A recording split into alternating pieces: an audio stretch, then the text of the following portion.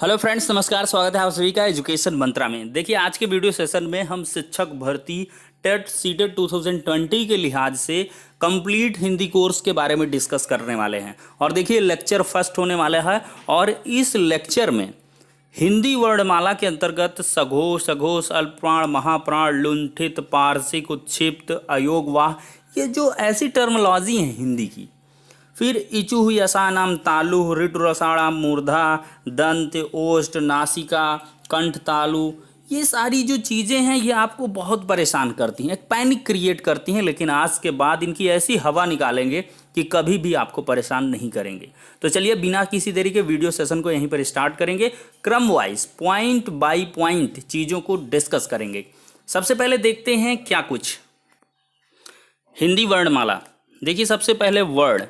देखिए, वर्ण क्या है? भाषा की सबसे छोटी इकाई वर्ण या ध्वनि कहलाती है। कहीं भी अगर क्वेश्चन आए कि भाषा की सबसे छोटी इकाई क्या है, तो सीधे से आप क्या करेंगे? वर्ण लिखेंगे। वर्ण या ध्वनि जो स्मॉलेस्ट यूनिट है हिंदी लैंग्वेज की, वो वर्ण है। ठीक है। अब अगला है वर्णमाला। देखिए, वर्णों के व्यवस्थित समूह को वर्णमाला कहते हैं। वर्णों को अगर व्यवस्थित क्रम में आप रख दें तो जो बनेगी वो वर्णमाला बनेगी। एक प्रकार से जो फूलों की माला हो जाती है, वो फूलों को गूंथ दिया जाए अगर, तो एक माला बन जाती है। तो फिर इसी तरह वर्णों को जब गूंथ दिया जाए, एक धागे में पिरो दिया जाए या व्यवस्थित क्रम में लिख दिया जाए, तो वो वर्णमाला बन जाती है। अब स्वर को देख लेते हैं। What is vowel? देखिए, स्वतंत्र रूप से बोले जाने वाले जो ये वर्ण है ना, ये स्वर कहलाते हैं। जो स्वतंत्र रूप से उच्चरित हों, जिनके उच्चारण में किसी की हेल्प ना लेनी पड़े, मदद ना लेनी पड़े, दैट इज क्या? वॉवेल। अब स्वरों का वर्गीकरण जो है वो लगे हाथ देख लेते हैं। देखिए, स्वर तीन प्रकार के होते हैं। पहला ह्रस्व स्वर, दूसरा है दीर्घ स्वर और तीसरा है प्लुत स्वर। तो ह्रस्व स्वर क्या है? देखिए, ऐसे स्वर जिनके उच्चारण में एक मात्रा का समय लगेगा वो ह्रस्व स्वर कहलाएंगे। जैसे आ, ई, उ, री, ये कुल मिलाकर 4 ह्रस्व स्वर हिंदी वर्णमाला में होते हैं। दीर्घ स्वर की बात करें तो जिन वर्णों के उच्चारण में 2 मात्रा का समय लगेगा वो दीर्घ स्वर कहलाएंगे। जैसे बड़ा आ, बड़ी ई, बड़ा ऊ, ए, ओ, औ, ये सभी क्या हैं? दीर्घ स्वर हैं। क्लियर हो गया। अब प्लुत स्वर देख लेते हैं। देखिए, जिन वर्णों की उच्चारण में 3 मात्रा का समय लगेगा वो प्लुत स्वर के अंतर्गत आएंगे, जैसे ओम। अब दोस्तों क्या है, हम स्वरों के बारे में देख लेते हैं कि कुल स्वर कितने होते हैं। देखिए, छोटा आ, बड़ा आ, छोटी ई, बड़ी ई, छोटा ऊ, बड़ा ऊ, री, फिर ए, ऐ, ओ, आओ, ये सारे क्या हैं? इतने स्वर हैं। ठीक है। मूल स्वर यही 11 हैं। ये कुल मिलाकर 11 मूल स्वर हैं। और इसके बाद एट लास्ट जो अन्न और आहा होते हैं ना, ये अयोग वाह के अंतर्गत आते हैं। तो अन्न और आहा को सम्मिलित रूप से अयोग वाह कहा जाता है। समझ जाइए। जिसमें अन्न क्या है? ये अनुस्वार है। और आहा क्या है? विसर्ग है। कहीं भी पूछा जाए अनुस्वार क्या है, तो अन्न को अनुस्वार कहेंगे, और विसर्ग क्या है तो आहा को विसर्ग कहेंगे। और इन दोनों को सम्मिलित रूप से अयोगवाह कहते हैं। देखिए, हिंदी व्याकरण के अंतर्गत एक प्रश्न पूछा जाता है कि हिंदी वर्णमाला में कुल अयोगवाहों की संख्या कितनी है, तो आप 2 लिखेंगे। और मूल स्वरों की संख्या कितनी है पूछा जाए तो बेझिझक आज से दुनिया का कोई भी प्रश्न पूछा जाए, उसमें मूल स्वरों की संख्या हिंदी वर्णमाला में कितनी देनी है दोस्तों? 11 देनी है। ठीक है। बहुत सारी पुस्तकें ऐसी हैं भ्रामकता के तौर पर चलाई जाती हैं, वहां पर 13 दिया जाता है, कुछ और दिया जाता है, 10 दिया जाता है। लेकिन हिंदी वर्णमाला में अगर मूल स्वर देखेंगे तो 11 ही हैं। अब व्यंजनों के बारे में थोड़ी सी चर्चा कर लेते हैं। देखिए, का, ख, ग, घ, अंगा, चा, छा, जा, झा, इया, टा, ठा, डा, ढा, अड़ा, ता, था, दा, धा, ना, पा, फा, बा, भा, मा, ये कुल मिलाकर का से मा तक है ना जो दोस्तों, ये 25 स्पर्श व्यंजन हैं। व्यंजनों का भी वर्गीकरण है। स्पर्श व्यंजन, अंत्यस्थ व्यंजन, ऊष्म व्यंजन, संयुक्त व्यंजन, उत्क्षिप्त व्यंजन, पार्श्विक व्यंजन, लुंठित व्यंजन। तो ये सारी के सारी के बारे में हम देखेंगे। तो सबसे पहले स्पर्श व्यंजन बहुत पूछा जाता है कि स्पर्श व्यंजनों की संख्या कुल कितनी है। तो धड़ाक से बताएंगे 25 है। और कहाँ से कहाँ तक, का से माँ तक, ये सभी क्या हैं, स्पर्श व्यंजन है। ठीक है मित्रों, तो ये 25 स्पर्श व्यंजन है। अंतस्थ व्यंजन पॉपुलर क्वेश्चन रहा किसी भी प्रतियोगी परीक्षा का। यारा लावा, कुल मिलाकर 4, यारा लावा, यारा लावा, यारा लावा, यारा लावा, एक माला बना लीजिए, गीत संगीत बना लीजिए कि यारा लावा दैट इज अंतस्थ व्यंजन। तो यारा लावा कुल मिलाकर 4 अंतस्थ व्यंजन है, कभी जिंदगी में अब नहीं भूलेगा। देखिए सा खा सा हा, या सा हा, सा खा सा हा, ये ऊष्म व्यंजन के अंतर्गत आते हैं। ऊष्म व्यंजन क्यों कहते हैं, क्योंकि इनके उच्चारण में एक ऊष्मा सी निकलती है, एक रगड़ के बाद इन जो वर्णों की है आवाज बाहर निकलती है हमारे मुखार बिंदु से, इस वजह से इनको ऊष्म व्यंजन के अंतर्गत रखा जाता है। ऊष्म व्यंजन पूछ लिया जाता है निम्नलिखित में से कौन सा ऊष्म व्यंजन है, सा दे दिया, ये रा दे दिया, ये छ दे दिया, त्रा दे दिया, तो आप कंफ्यूज हो जाते हैं कि यार ये ऊष्म व्यंजन क्या है। तो ऊष्म व्यंजन क्या है, सा खा सा हा, कुल मिलाकर ये 4 ऊष्म व्यंजन हैं। अब हम बात करेंगे संयुक्त व्यंजनों की। देखिए संयुक्त व्यंजन कुल मिलाकर मूलतः देखें तो 4 हैं, छ, त्र, ज्ञ और स्रा। अक्सर पूछा जाता है संयुक्त व्यंजन। देखिए का और सा ये मिला के क्या बनेगा, छा बनेगा। ता और रा ये मिला के त्रा बनेगा। जा और इया ये मिला के ज्ञा बनेगा। सा और रा ये मिला के क्या, स्रा बनेगा। देखिए आपको कंफ्यूज भी किया जाता है, का और सा दे देगा इस तरह आपको, ये गलत है। ये का होगा और ये सा पूरा होगा। अगर थोड़ा सा हलंत लगाएगा तो आ लास्ट में हलंत निकाल के रखेगा। तो ये वर्गीकरण आपको पूछ लिया जाता है। अब देखिए उत्क्षिप्त व्यंजन के बारे में डिस्कशन करें। देखिए डा और ये ढा, ढक्कन जो होता है ना, डा ढा, तो ये उत्क्षिप्त व्यंजन के अंतर्गत आता है।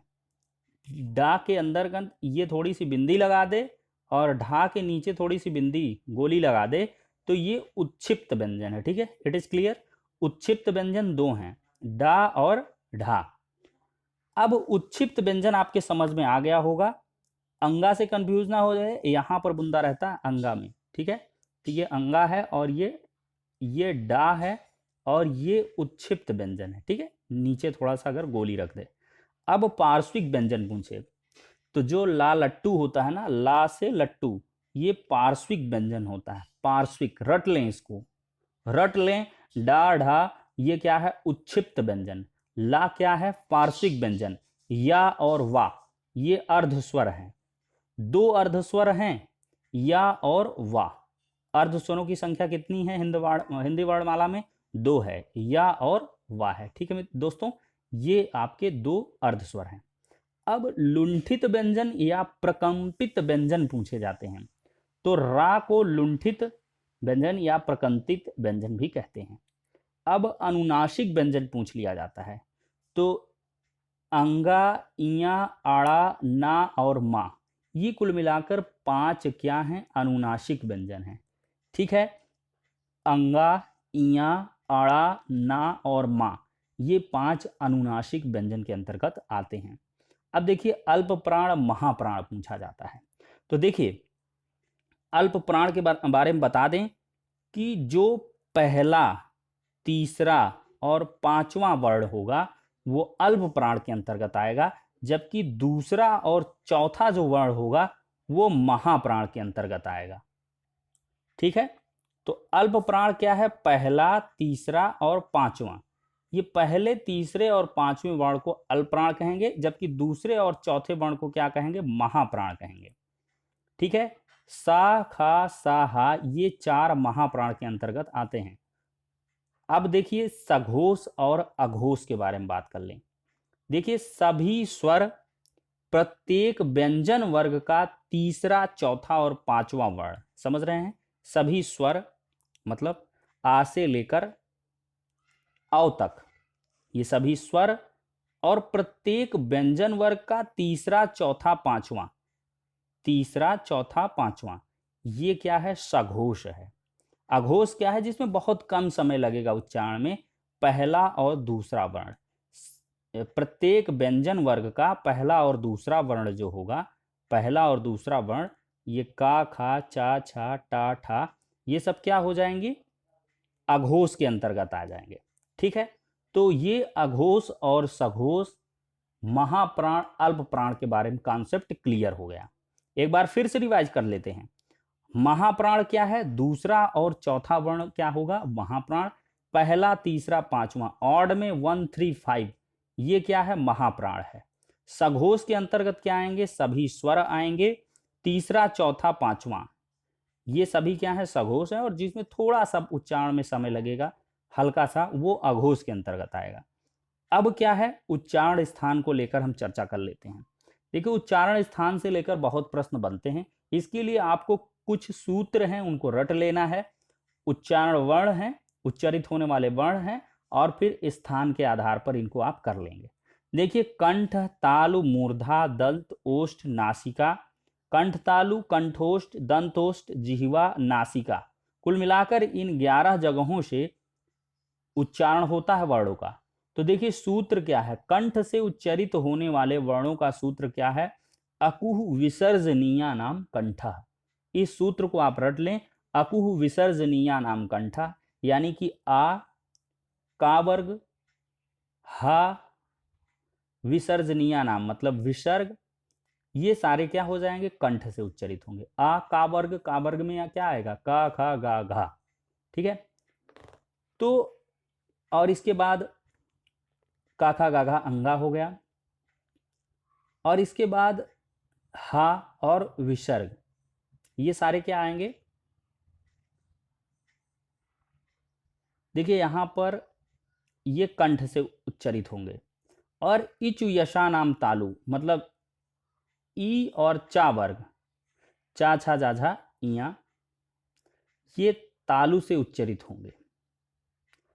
और या और सा, ये तालु से। मूर्धा क्या है, ऋतु रसाणाम मूर्धा, ऋतु रसाणाम मूर्धा, मतलब री, टा वर्ग, अड़ा, रा और सा, ये मूर्धा से है। दंत से क्या है, ऋतु लशा नाम दंता, ली, ता वर्ग, और ला और शा, ये सभी दंत से उच्चारित होंगे।